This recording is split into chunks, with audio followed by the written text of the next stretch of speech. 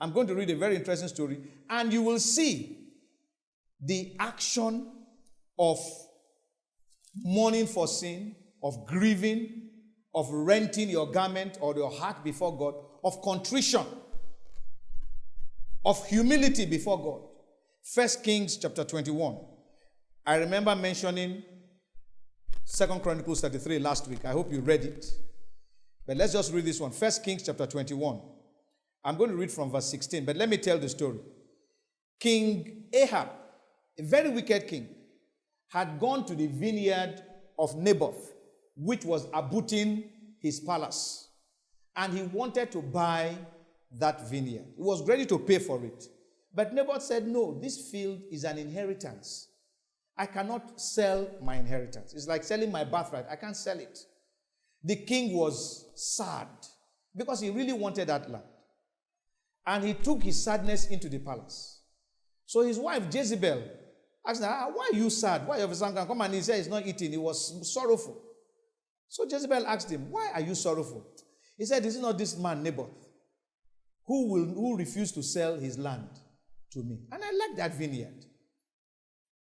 Jezebel said, is it vineyard? Are you not the king? Take it. He said, no, I can't now. I have to buy it. He said, don't worry. Go and eat. I know what to do. So Jezebel went to Naboth's village and paid the elders there and said they should get some people to come and give false witness against Naboth so that they can kill him. So they gave false witness against Naboth. Naboth could not defend himself. All of them were in concert on that thing. And that was how they killed Naboth. Then they got word to Jezebel that Naboth is dead. Jezebel went to the king. He said, go and claim the land. Naboth is dead. It's like saying, don't worry, God has done it. Meanwhile, she knew what she did. So Ahab went to claim the land of Naboth. Let me read from verse 15. And it came to pass, when Jezebel heard that Naboth was stoned and was dead, that Jezebel said to Ahab, arise, take possession of the vineyard of Naboth and the Jezreelite, which he refused to give thee for money. For Naboth is not alive, but dead. And it came to pass, when Ahab heard that Naboth was dead, that Ahab rose up to go down to the vineyard of Naboth, the Jezreelite, to take possession of it. He did not even wonder, what killed him? How did he die? What happened? No, he was happy. Because the man is dead, I can now go and claim his property. He went. In verse 17, and the word of the Lord came to Elijah the Tishbite, saying, arise, go down to meet Ahab, king of Israel, which is in Samaria. Behold, he is in the vineyard of Naboth, whither he is gone down to possess it. And thou shalt speak unto him, saying, thus saith the Lord, hast thou killed and also taken possession? And thou shalt speak unto him, saying, thus saith the Lord, in the place where dogs lick the blood of Naboth, shall dogs lick thy blood, even thine. And Ahab said to Elijah, hast thou found me, O mine enemy? And he answered, I have found thee, because thou hast sold thyself to work evil in the sight of the Lord.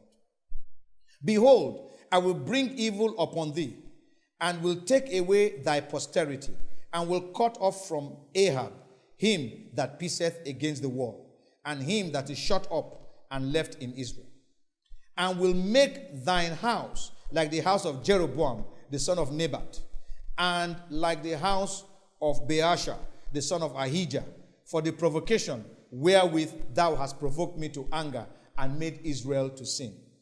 And Jezebel also spake the Lord, saying, the dog shall eat Jezebel by the wall of Jezreel.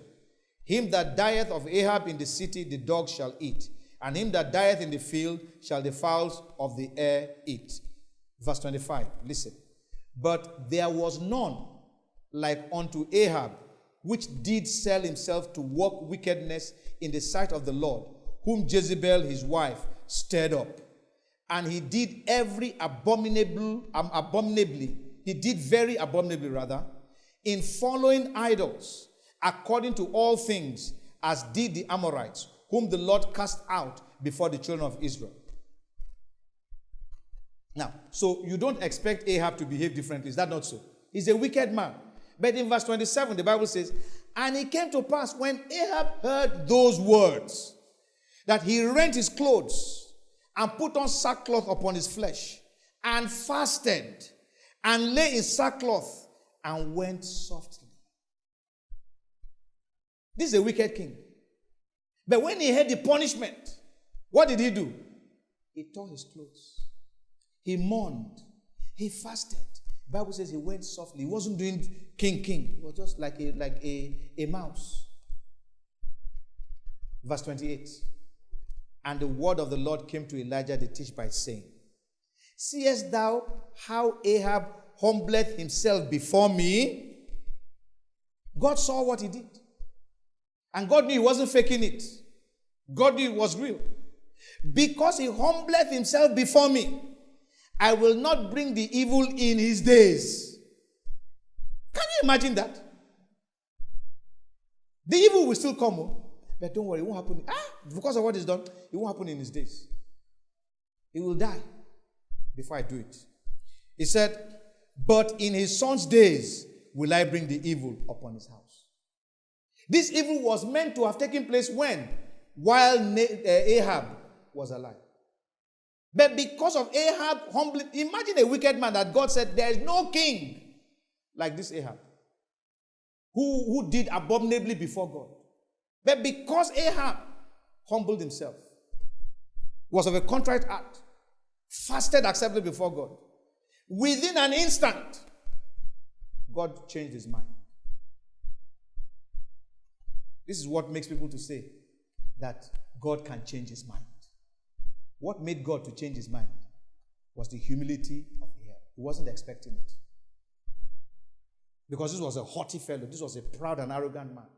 But Ahab humbled himself. And God listened.